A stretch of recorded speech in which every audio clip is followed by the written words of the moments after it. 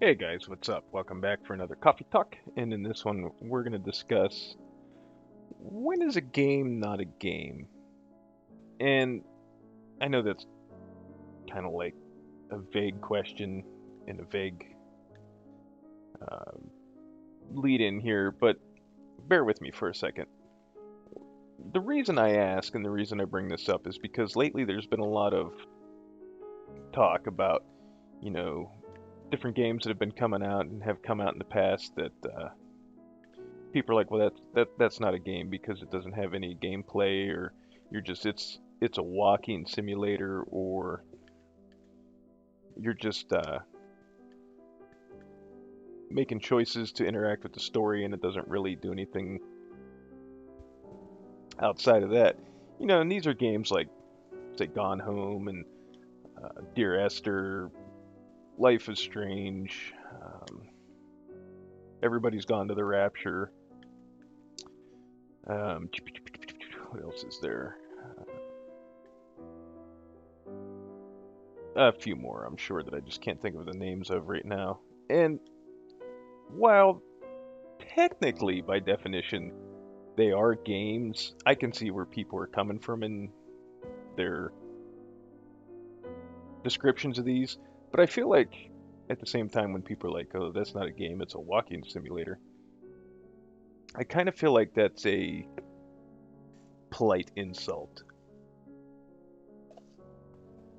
And, not everything has to be like a Metal Gear or a Devil May Cry or a fighting game or anything like that. What's truly unique about games like these is they offer you an experience that you're not really going to get anywhere else. And I watched a couple videos talking about Until Dawn, and one of the popular uh, things I've seen said about the game is that it's a quote unquote walking, or not a walking simulator. It's a interactive movie, and there's nothing wrong with that. I mean, if you took the plot from a game and made a movie, which I know hasn't fared well in the past, uh, the thing of it is these games, or any game in general, is an experience that you can't get anywhere else.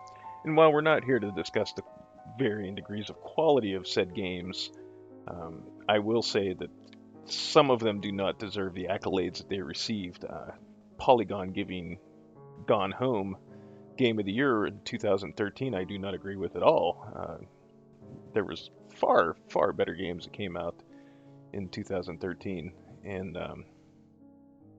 you know, that's where I think people initially have a negative outlook on these things, is because they do get, some of them have subject matter that appeals to these social justice warriors and things like that. I mean, Gone Home, at least when I played it, I originally was like, hey, this might be a cool little spooky haunted house thingy type of deal.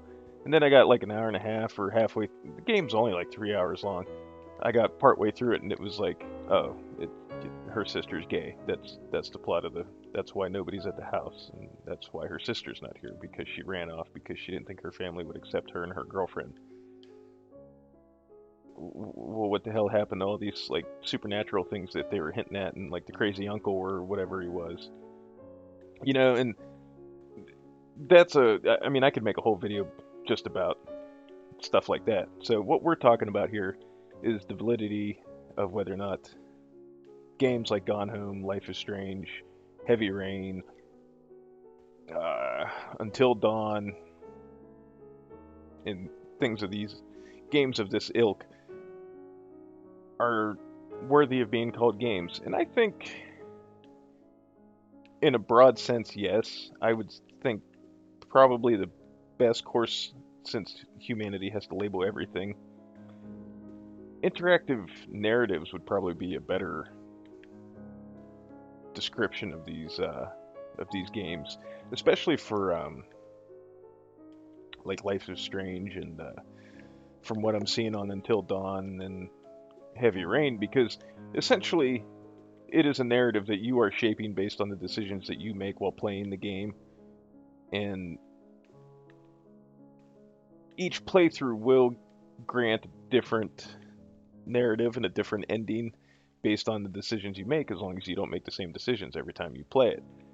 Uh, a game like Gone Home or Everybody's Gone to the Rapture, that story is pretty much static. You're going to get the same story every time. How each part of it unfolds, or not how, but when each part of it unfolds, is mainly the only thing you really shape. So, I mean, that's a little less. Your experience with that is a little bit more static. It's not going to be evolving and changing each time you go through it. Um, from what I'm seeing with Gone Home, or not Gone Home, with Until Dawn, there's different characters can live or die at different situations and things of that nature. And Life is Strange. You have your different choices that you can make, and then you can rewind time, and you can pick a different decision if you choose. So I mean, you can. I don't want to. There's a finite amount of possibilities, but at the same time, you can change the narrative how you see fit each time you play the game. Whereas these other ones you can't. But still, I would say that they are still an interactive narrative. The amount of interaction just is a little less than those other examples I noted. But for the most part, it's an experience you're not going to get anywhere else.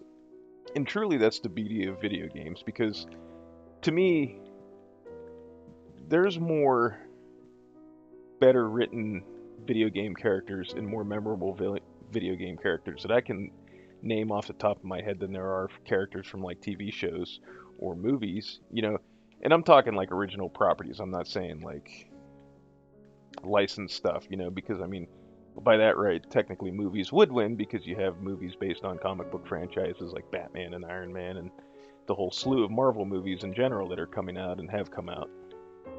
But like original works that aren't based on like a non-fiction character or non-fictional series of events, those I wouldn't say count either in our grand scheme of things. But I mean, as far as like original memorable characters, there's characters that I've played games, or there's video game characters in games that I've played that have stuck with me far longer than like the Luke Skywalkers and the Han Solos. And that's a piss poor example, I know, because I'm a big Star Wars fan. But I mean, off the top of my head, if I were to rattle off original characters from movies that have had the same impact on me as video game characters, it would probably be, Han Solo, Luke Skywalker, um, Freddy Krueger, Jason Voorhees. I mean, God, I watch a lot of horror. Eric Draven from The Crow, and I'm kind of stalling out there because now I'm starting to try to like eliminate movies that are comic book movies. But if I was to name characters from video games that aren't licensed properties that have stuck with me, I would say, first and foremost, Commander Shepard, the boss from Saints Row,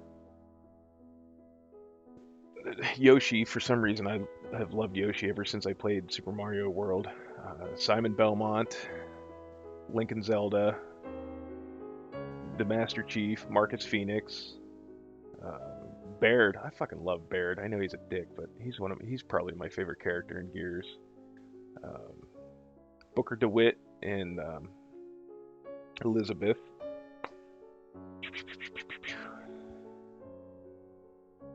For some reason, I've always been a big Melina fan from Mortal Kombat, but I mean, you get what I'm saying, and because when you play a game, there's more interaction with it, and it's a little bit more personable, so you become attached to the characters. I became very attached to the characters in Mass Effect, and uh, I don't want to say I was bummed out when I finished Mass Effect 3, and we're not going to get into the topic of discussion about the ending or anything like that, but my biggest letdown with the ending was I had a hard time not having any closure with those characters. It was just like, it was over. And at least for me, they did a lot right with the Citadel DLC and going that route, where I got that little bit of finality with those characters, and uh, the ending cut DLC, while not making the ending perfect, again, it gave me that bit of closure for those characters. And even like going back to Mass Effect, that's a series too that you know you shape the narrative. You can change how it plays out. I mean, obviously the ending, like I said, is a whole different can of worms in and of itself. But I mean, you get a different experience based on how what class Shepard is. The narrative will accommodate that, whether you're a renegade or a paragon, how you handle certain situations. Um, and I'm getting off from the games that I listed here, but I mean, it all comes back to being able to shape and experience the story how you see fit, which is why I don't see anything wrong with games like Gone Home and Everybody's Gone to the Rapture and some of these other games existing. There's enough of a diverse group of gamers that it's not going to hurt anything for them to be there, and it just offers us more choice. Ultimately, I think what will eventually happen is you'll see a perfect intersection of these two styles of game where there will be the ability to shape and change the narrative like you can in a game like Life is Strange or Until Dawn, but it'll have gameplay in the vein of like a Metal Gear Solid or a Devil May Cry or a Mass Effect game, or where it won't be one or the other, or 80% one thing and 20% of the other thing. There will be a perfect blending of these two types of games, and I don't think it's going to happen anytime soon. But I think eventually we'll look back at games like those and we'll view them as stepping stones. And right now, I mean, I've played a couple of them and I enjoyed my time with them for what they were. Uh, I don't regret playing Gone Home. I was a little disappointed with how it ended because I feel like some of these games use a bait and switch tactic, and it just doesn't pan out real well, and it kind of makes you feel like they kind of cheated a little bit, I guess you could say. And outside of the visuals, I can't tell you anything memorable about Dear Esther. Again, I don't regret giving it a chance, but it wasn't. To say the narrative was ambiguous is, I think, being kind. There was just nothing, again, like I said, outside of the visuals, which, like this particular part with the cave sequence, nothing really stood out to me about it. So, I wasn't real fond of it. I never went back to see if anything's different or anything like that. Um, Life is Strange, like I said, I've enjoyed every bit of it that I've played.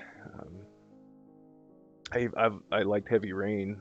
Outside of I had like one really game breaking glitch halfway through the game, and I would like to maybe run through or walk through Everybody's Gone to the Rapture, but not.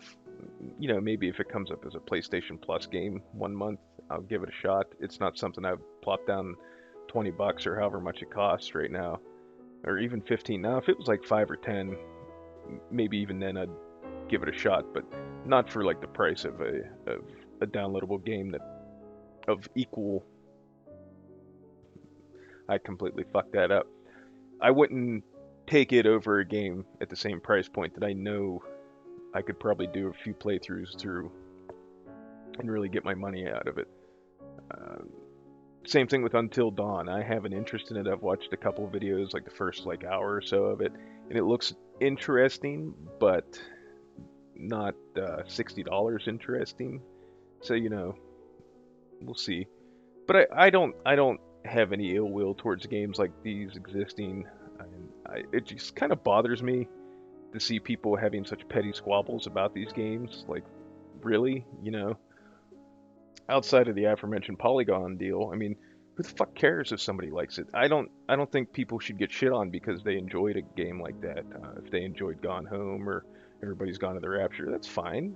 Everybody takes away different things. And like I said, I like Star Wars. There's people that don't like Star Wars. I don't like. I'm not a particular Doctor Who fan, and I know a lot of people that love Doctor Who. Everybody has different tastes, and everybody likes different things. If everybody liked the same thing, the game space would be very boring. So, to me, I think games like this existing is perfectly fine. And I think eventually, not probably in the foreseeable future, like the next 1 or 2 years, but I think eventually they're going to lead us down a path where we will have more interactive versions of games that have these strong narratives or um, these strong choice driven narratives that will have more gameplay and more interaction. And like I said, I think it's just going to lead to greater things, and that ultimately leads to my issues with console generations. You know, First and foremost, I think a lot of people now are kind of like at the point where they've come to accept the fact that we got some prettier graphics, but we're still stuck at 30 frames a second on current gen consoles that are out now. And to me, I think everybody wants better looking graphics and things like that.